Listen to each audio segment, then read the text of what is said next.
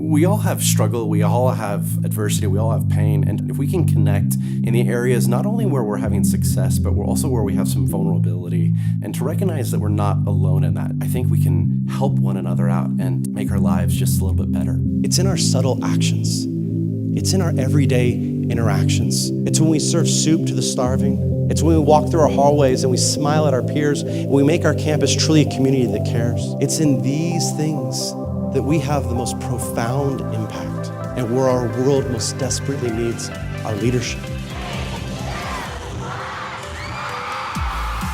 Hello, good evening. I thought he was absolutely phenomenal. He really caught your attention and made you really engaged in the conversation. He's super real and genuine and down to earth. When we were in kindergarten, we were like 5 years old. We used to wake up at the crack of dawn. Why? To watch cartoons. You'd pour yourself a big old bowl of cereal, sit in front of the television set, and you'd be like, SpongeBob, you're hilarious.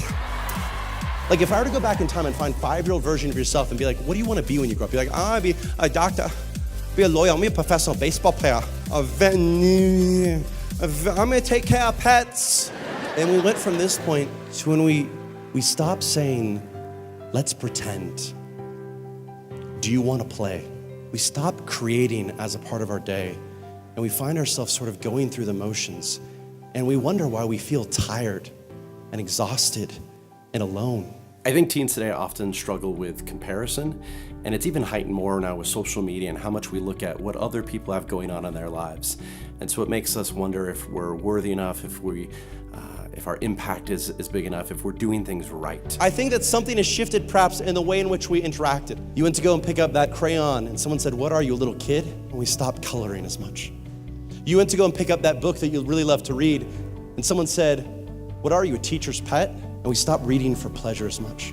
I think teens just need some validation in terms of where they are and what they can do and help to sort of bridge that gap to allow them to achieve what they're capable of. As people, we crave acceptance, not exception.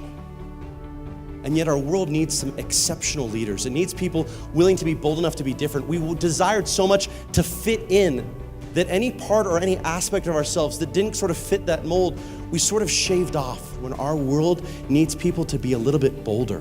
He wasn't speaking at you, he was like talking with you. Here's a story, this is how you can apply it to your life, and it just meshed well and it hooked you. Patrick is hilariously funny and he's very thoughtful. I know that whenever I hire him for an event, that the people at my event are gonna love it. We have these things that we know we can do. We have these people that we can talk with at lunch. We have these things that we can plan in our communities. Do we go once again and do we retreat back? Do we become fearful once more? Or do we perhaps become that beacon? We become a source of light, a brightness on our campuses that can begin to help our classmates navigate these treacherous waters. Can we come to an event like this and get recharged and rejuvenated so that we come back to our campuses, we can go and give just a little bit more?